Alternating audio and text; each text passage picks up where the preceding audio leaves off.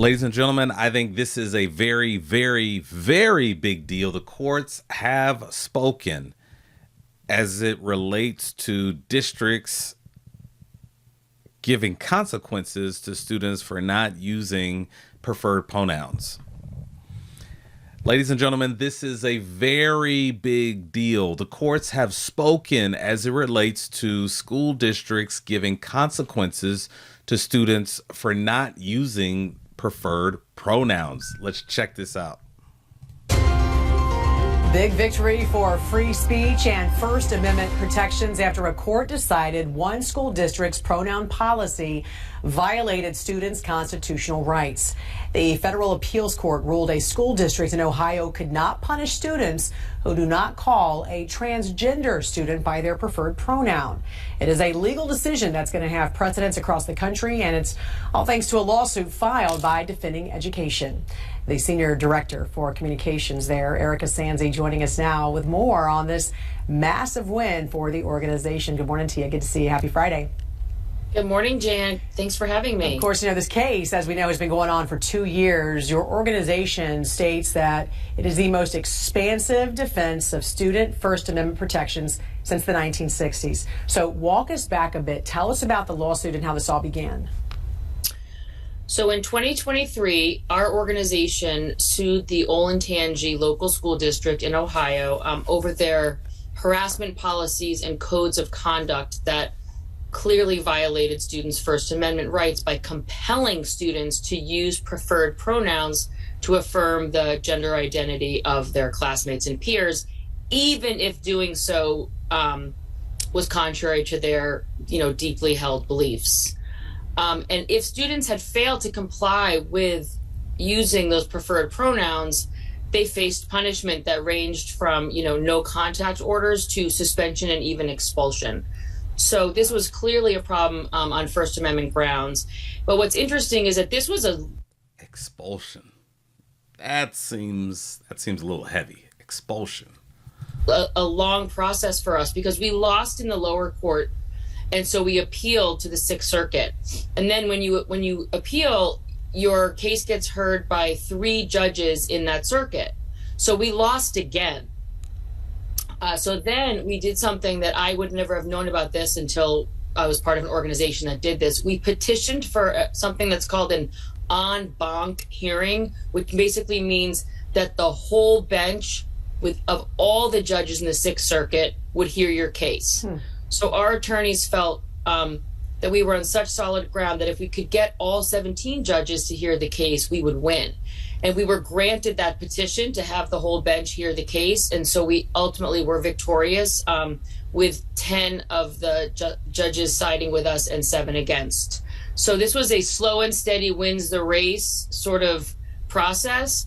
But yeah, in the end, it came out on our side, and this is a very big win for the First Amendment in schools because, again, it's not that you can't use preferred pronouns or out of whether it's courtesy or just kindness or you don't care about it or it does align with your beliefs, but you cannot force students to use them if they don't want to. Yeah, I was reading the decision here, and put differently, I think as your organization mentioned, pronouns have the power to validate or invalidate someone's perceived sex or gender identity, and schools cannot effectively compel their preferred viewpoint. I want to read what Defending Education President and founder Nicole Neely said.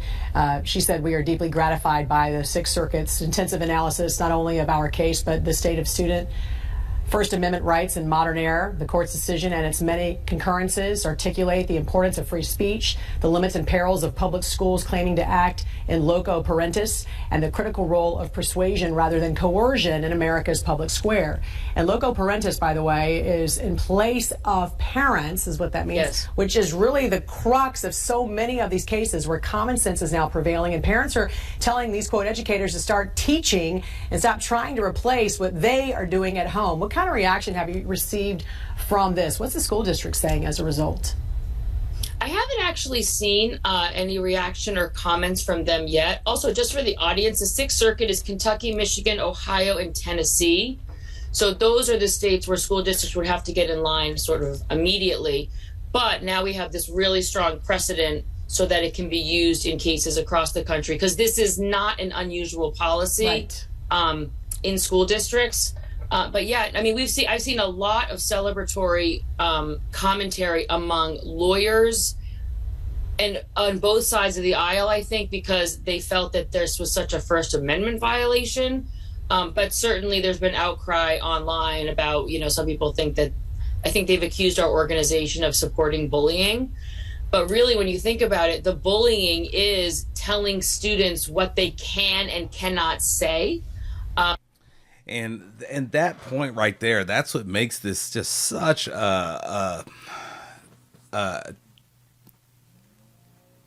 it's a very challenging issue, in that making a case that, hey, if you use these preferred pronouns, you're affirming this person's choice. You see them, and everybody wants to be seen. I think everyone can understand that and go along with that.